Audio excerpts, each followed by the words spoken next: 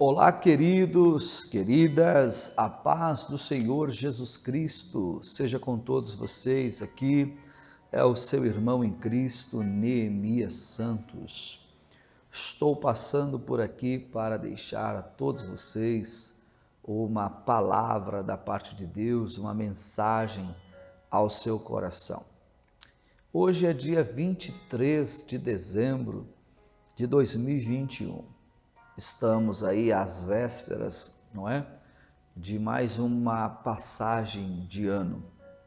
O ano se findou, 2021 está já nas últimas horas, não é assim, do seu término, para iniciarmos mais um ano para a glória de Deus, segundo a vontade e o propósito de Deus para cada um de nós. E deixo aqui uma mensagem ao seu coração, ao coração de toda a sua casa, de toda a sua família. É uma mensagem mais voltada, carregada de uma preocupação e de um alerta. Eu vou me recorrer ao texto bíblico, aqui no livro do Êxodo, capítulo de número 17. Israel acabou de sair do Egito sob a liderança de Moisés. Deus, por sua providência divina, usa a instrumentalidade de Moisés, realiza algo glorioso naquela terra do Egito e liberta o seu povo. Fazendo uma linguagem bíblica da tipologia, fazendo uso da linguagem bíblica da tipologia, o Egito é um tipo do mundo. Faraó e seus exércitos é um tipo de Satanás e os demônios. Israel é um tipo da igreja que saiu então desse mundo. Está sendo liderada por Moisés, o tipo de um pastor, porque Moisés tem a vara, que é o cajado. Mas ele está na companhia de Arão, que tem a eloquência da voz, então ele é o profeta. Que também tem o Josué, que tem a espada, então ele é o pregador. Conduzindo esse povo pelo deserto, que é a peregrinação, que representa o tempo da nossa vida nesta terra, com destino a Canaã, a terra prometida, que para nós representa o céu, a nova Jerusalém. Nós também saímos do mundo do Egito, das garras de Faraó, Satanás e seus demônios. O Senhor Deus nos conduz pela peregrinação desta vida e a promessa maior que nós temos é estar com Cristo na glória. Quando Israel chegou em uma região identificada no capítulo 17 de do Êxodo, capítulo 17, vocês vão encontrar aí que eles se acamparam em um deserto, passaram pelo deserto de Sim, chegaram no deserto de Refidim, e ali faltou-lhes água. E na angústia da sede, da necessidade da sede, a congregação se levantando, a liderança, Moisés, buscando em Deus uma direção, Deus orientou. Naquela região estava uma rocha e Deus falou com Moisés: fere a rocha. Moisés feriu e da rocha saíram as águas que saciou a sede daquele povo. É interessante nós notarmos que nesse capítulo 17, o seu versículo de número 6 diz assim: e eis que eu estarei ali diante de ti sobre a rocha em Horebe, e tu ferirás a rocha e delas sairão águas. Então eu tenho aqui as três pessoas da divindade presente. O Pai está falando com Moisés: eis que eu estarei ali diante de ti sobre a rocha em Horebe. O Pai está dizendo: eu estarei ali. Mas também temos a pessoa do Filho aqui, porque ele diz: sobre a rocha. Sobre a rocha. E temos a pessoa do Espírito Santo, porque ele diz: e tu ferirás a rocha, e dela sairão águas, Então, Horebe é o Pai, a rocha é Cristo, as águas, o Espírito Santo. Isso não é difícil de entender se nós formos lá para o Novo Testamento, na primeira carta à Igreja de Deus que está em Corinto, capítulo 10, versículo 4, Paulo vem falando desses momentos da saída de Israel do Egito. Quando chega no versículo 4, ele diz: porque todos beberam de uma pedra, de uma única pedra, todos beberam as águas espirituais de uma única pedra. E ele diz: e a pedra era Cristo. Ele chega a dizer que esta pedra os seguia, e a pedra era Cristo. Ah, mas aqui está a rocha, lá está a pedra. É só uma questão de uma raiz. Aqui é hebraico, lá no grego, mas a rocha é a mesma. Agora, percebam que eles estão no deserto, mas as pessoas da divindade não os abandonou. Nós estamos vendo pelo texto que o Pai estava lá, o Filho estava lá, o Espírito Santo estava lá. Mesmo que fosse um deserto, eles não estavam sós. As pessoas da divindade estavam presentes naquele deserto. Quando você vai ao livro de Números, capítulo 20, que vai relatar a morte de Miriam, e na sequência mais um momento em que o povo vai murmurar contra a liderança porque estão novamente com sede. E se você ler Números capítulo 20, o deserto já não é o deserto de Sim nem de Refidim, mas o deserto de Zim. É uma outra geografia. Mas como Paulo disse em 1 Coríntios 10:4, a rocha os seguia. E lá naquele deserto também eles foram saciados. A única diferença é que lá o Senhor disse a Moisés: fala a rocha, Números 20, verso 8. Mas em Números 20, verso 11, o Moisés, em vez de falar com a rocha, feriu a rocha 2 vezes. Se a rocha é Cristo e ele já foi ferido uma vez, ele não precisa ser ferido mais 2 vezes. Em João capítulo 19, versículo 30, Cristo deu um brado e disse: está consumado. Em João 19, 34, um soldado perfurou o Senhor de baixo para cima, entre a quarta e a quinta costela, e saiu 2 elementos, o sangue e a água. O sangue, que é o emblema maior da igreja, que é a redenção, a salvação, a libertação, o resgate, o preço que foi pago, a salvação pela graça, pelo sangue de Cristo. Ele nos comprou. A água, porque ele é a pedra que está sendo ferida para derramar a água do Espírito Santo, que vai ocorrer inclusive em Atos capítulo 2, verso 1, 2, 3 e 4, no derramamento do Espírito Santo. Cristo ferido na cruz e as águas derramadas lá em Atos 2, no dia do Pentecostes. Assim como Israel bebeu dessa água naquele deserto, nas suas peregrinações, nós, a Igreja de Cristo, também estamos bebendo desta água espiritual. Cristo foi ferido, o Espírito Santo foi derramado, a Igreja está sendo saciada pela presença do Espírito Santo, que sacia e mata a nossa sede. Lá em João 7,37, Jesus disse isso no último dia da festa dos tabernáculos. Ele diz: quem tem sede, vem a mim e beba, porque só Ele pode nos oferecer a água da vida, que é o Espírito Santo habitando, morando em nós.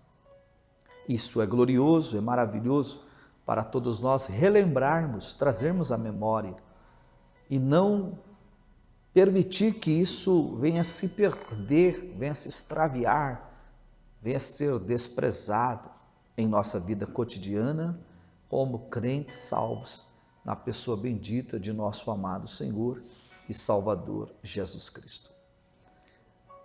De acordo com Efésios 1, verso 13 e 14, no ato da nossa conversão, o Espírito Santo veio morar em nós. Em Efésios 4:30, a recomendação é: não entristeçais o Espírito Santo de Deus, no qual vós estáis selados para o dia da redenção. De acordo com Romanos 8,16, Paulo disse que o Espírito Santo que habita em nós testifica com o nosso espírito que nós somos filhos de Deus. De acordo com 1 Coríntios 6,17, Paulo diz que aquele que se une com o Senhor se torna um só com Ele, um mesmo Espírito. De acordo com 1 Coríntios 13,16, nós somos o santuário do Espírito Santo, e de 1 Coríntios 6,19, nós somos o templo do Espírito, que o Espírito de Deus habita em nós e que nós não somos de nós mesmos. Então precisamos cuidar e zelar disso, desta boa comunhão e deste bom relacionamento, desta dádiva celestial. Nós bebemos todos de uma única pedra, de uma única rocha que é Cristo, as águas cristalinas do Espírito Santo, águas refrigeradoras, renovadoras, saradoras, curadoras do Espírito de Deus, que flui como um caudal de dentro para fora de nosso ser. Pode ser invisível, mas é uma realidade. Algo muito tremendo é a presença do Espírito Santo em nós. Aqui eu chamo a sua atenção para uma conclusão desta mensagem ao seu coração. É que lá naquele deserto, depois que o povo foi saciado, levantou-se uma nação inimiga. Apareceu uma nação inimiga para guerrear contra eles, justamente por causa daquelas águas. Eles saíram do Egito, estão sendo libertos de Faraó e do seu exército. Estão peregrinando pelo deserto, foram saciados com aquelas águas que saiu da rocha, no monte de Deus chamado Horebe. Então surgem os amalequitas. Os amalequitas é uma tipologia muito clara da carne. Amaleque é a tipologia da carne. Todas as vezes que você estiver se enchendo das águas do Espírito Santo, que sai da rocha que é Cristo, a carne vai aparecer. A carne vai se levantar. A carne vai gritar. Porque a carne não quer ser mortificada, dominada, subjugada pela força da unção, da graça, do poder e da presença do Espírito Santo. Então houve uma batalha entre os amalequitas e os israelitas por causa das águas. E naquele dia, para vencer aquela batalha, Moisés subiu ao monte, na Orar, na companhia de Arão e de Ur. Então você tem Moisés lá no monte, junto com Arão de um lado e Ur do outro. Ali você vê 3 pessoas, e ali você tem uma figura de linguagem também, do Moisés como pai, do Arão como Cristo, do Ur como Espírito Santo, porque Ur é luz, né? E Arão é intercessor como sacerdote, então é Cristo, e a liderança de Moisés como pai. Mas também você pode ir para um outro ponto de vista, porque o Moisés ele tem um cajado, mas quem ficou para guerrear lá embaixo foi o Josué, que tinha espada. Então um é o líder que apacenta e o outro é o ministro do evangelho, é o pregador do evangelho, é que ensina a palavra, porque a espada é um símbolo da palavra. Para nós vencermos a carne no meio do deserto dessa vida, precisamos subir ao monte da oração, ou seja, viver ou ter ou praticar ou exercitar esta vida de oração. Precisamos estar munidos com a espada do Espírito, que é a palavra de Deus. Precisamos beber das águas cristalinas do Espírito que flui da rocha, que é Cristo. Amaleque vai se levantar nesse período, é um período que infelizmente muitos cristãos fracassam. Eles não suportam passar pelos dias festivos, seja desse período natalino ou do Réveillon, e eles se entregam, eles infelizmente se desviam. Querido irmão, querida irmã, não deis lugar à carne. Não deixa os amalequitas arrancar de você esta alegria, esta comunhão, esta vida salutar que o Senhor Deus te deu. Esta comunhão, esta vida santa, pura, casta, este relacionamento, este livre acesso ao trono da graça. Aliás, a graça não nos autoriza a pecar. A graça só tem força se for acompanhada da santificação. Toda a graça sem santificação, a graça cai em desgraça. Então, você foi salvo pela graça, mas você não pode banalizar a graça. Para manter-se firme e constante, sempre abundantes na obra do Senhor, nós precisamos da oração, da palavra de Deus e da renovação espiritual todos os dias pelo Espírito Santo que nos foi dado. Não estamos dizendo caia sobre nós, Espírito. Não estamos dizendo derrama sobre nós, Espírito. Estamos dizendo enche-nos, Espírito, porque já temos dentro de nós. Ele já habita em nós. Aquele que habita em nós pode nos encher, nos fazer transbordar da presença e da pessoa dele, ao ponto de mortificar todos os desejos da nossa carne. Não se esqueça, você é crente, mas não é anjo. Você não está canonizado, o seu corpo não foi glorificado. Você vive em uma natureza propensa aos desejos deste mundo e da carne. Para vencer os amalequitas no pleno deserto, você precisa das águas do Espírito, da palavra do Espírito, que é a palavra de Deus, e você precisa da oração. Oração, palavra e vida cheia do Espírito Santo. Nós vamos atravessar este ano e iniciarmos 2022 firmes e constantes e sempre abundantes na obra do Senhor. O meu desejo de todo o meu coração é que você possa ter um final de ano feliz, abençoadíssimo por Deus. Sobre a tua casa e a sua família repouse as mais ricas bênçãos dos céus. Deus te abençoe. Deus abençoe sua casa, sua família, a sua congregação, seu ministério, seu pastor, sua liderança, seu chamado, sua vocação, sua vida espiritual. Deus te abençoe. Deus te guarde, Deus te fortaleça, que o Senhor lhe esconda em ti a cada dia. Um feliz 2022 para a glória e o louvor do nome do nosso Deus.